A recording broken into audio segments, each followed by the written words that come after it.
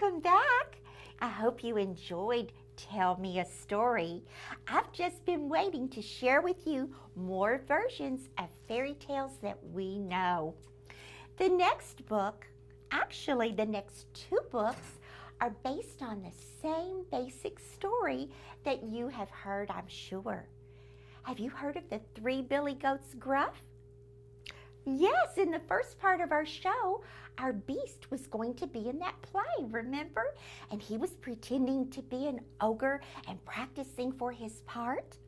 Well, in the story of the Three Billy Goats Gruff, there is a troll that lives under a bridge, and the three billy goats are eating lovely tender grass, but they see that across the bridge there is much better looking grass, and they want to go across the bridge to eat it. But in the original story, the troll is very mean, and he doesn't want anyone crossing his bridge. And there's a big ending to that story that you probably know. Well, someone decided, what if we did a switcheroo on the characters' personalities? What if the goats were not very nice and the troll was? And that's how we got this story by Leslie Kimmelman, illustrated by Will Terry. It's called The Three Bully Goats. Bully goats. That's different. Billy goats are boy goats and nanny goats are girls. So the three Billy Goats Gruff were all three brothers, but these are bully goats. Ooh, you can tell by their faces. They look like they're just ready to pick on somebody or some things. Now they have a wonderful life, these three goats, but they're not happy. Bullies usually are not happy. They find their happiness in picking on others and making others miserable. And then they find out they're not even happy after they do that. And they're grumbly and miserable. In that way, I kind of feel sorry for bullies. But these bullies in this story want to get over to the grass, to eat the grass where the little animals live. And one day they decide, we're not going to share. We want to get over there. And who cares if we have to cross a bridge?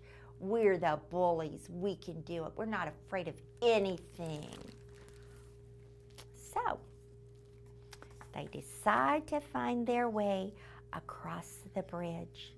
And in this story, they call the little creature under the bridge an ogre, not a troll. And little ogre, he's kind of puny. That's a fancy word for kind of little and not very strong. Kind of like a little runt in a group of puppies. Well, he wants to protect his little friends, the animals who live on the other side of the bridge. And he knew about those bully goats, and he was trembling the day that they set foot on his bridge. And he was thinking to himself, please just keep going, please just keep going, please just keep going. But they didn't. They stopped and they said, where's that ogre that lives under this bridge? Ha! You don't look like much. Oh my, look at this picture. One of the bully goats looks like he's ready to attack the little ogre. Isn't he cute with his hairdo like that? Well, things don't go very well for our friend the ogre, or for our friend the little animals that live on the other side of the pasture. Look what happens when one of the bully goats, and his name is Ruff, by the way. Look what he does to the little deer when he gets across the bridge. He's going around hurting them, shoving them around, making their lives miserable. That's what bullies do. Until they're taught a lesson.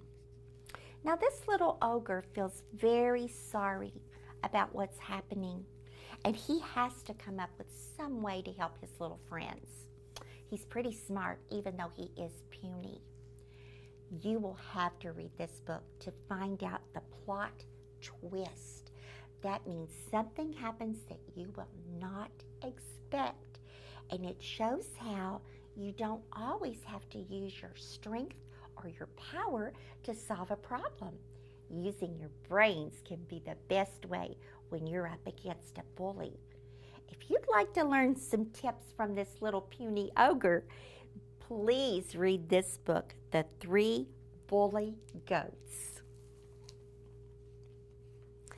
And our other version of The Three Billy Goats Gruff is a wild tale that just had me laughing the whole time. It's called The Rockabilly Goats Gruff. Now, rockabilly is a kind of music, and it's a funny word. It combines rock, like rock and roll, with hillbilly. And that's where the billy part comes from. And they put the rock with it and make rockabilly. You can probably imagine that a rockabilly song would be part rock and part kind of country, but very fun to sing to and dance to. And these rockabilly goats gruff, they kind of look like Elvis a little bit. You've heard of famous Elvis and his fancy black hair that he had. And they're driving in a cool car, man. These are some cool goats, these rockabilly goats. Here they are in the first picture in their 3 cars, and I love their names.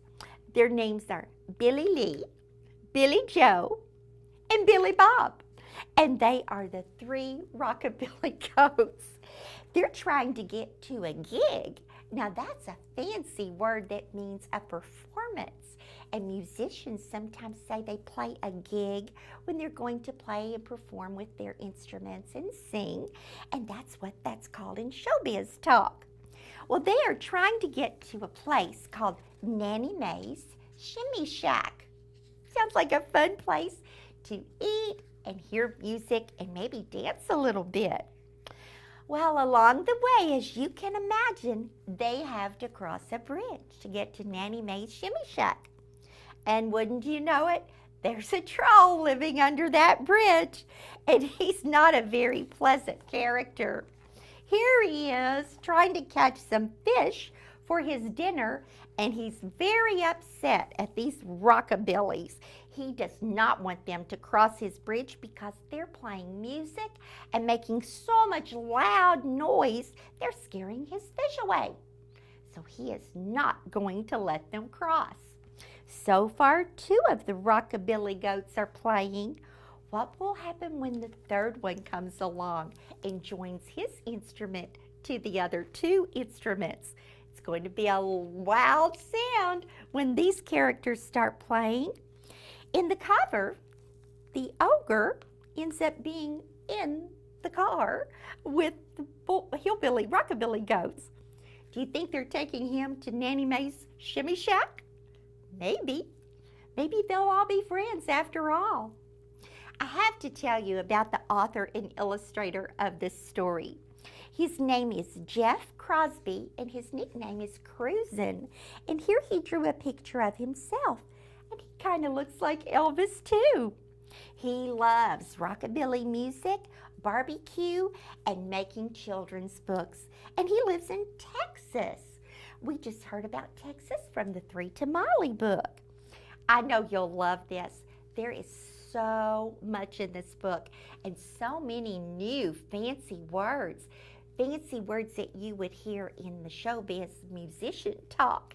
If you like music and you like funny stories, you will love The Rockabilly Goats Gruff. Now, these authors aren't the only ones who can tell different versions of a story. I once did that myself. And in this book of mine, Fancy Nancy, My Family History, I'm assigned, as everyone in the class, to write a report about my ancestors. Ancestors are the people in our family who lived before us, like our great-grandpas and grandmas and all the people, cousins that lived before us. And a lot of our ancestors are very, very old and have passed away. But some of our ancestors are still living. The children in my class have a lot of interesting ancestors. So I wanted to find out about mine. I asked my grandpa if we had some very interesting characters in our family, and Grandpa said, no, they're just ordinary people. Oh, ordinary people, that's like being plain. You know, I love fancy. I wanted to hear some sort of wonderful, fancy, wild, exciting story about my ancestors, but Grandpa says they're just ordinary. Wow. He tells me about my great-grandpa and how he worked in a bank and he liked to fish, and that's about all he could remember about him. So I started writing my report for class, and I started imagining, what if I could embellish the story? Embellish means to add fancy details to it, and sometimes people embellish with facts or details that are not really facts after all. They're not true. They're sort of imaginary. So I imagined that my great-grandpa, who worked in a bank, probably one time stopped a bunch of bank robbers and was a big hero.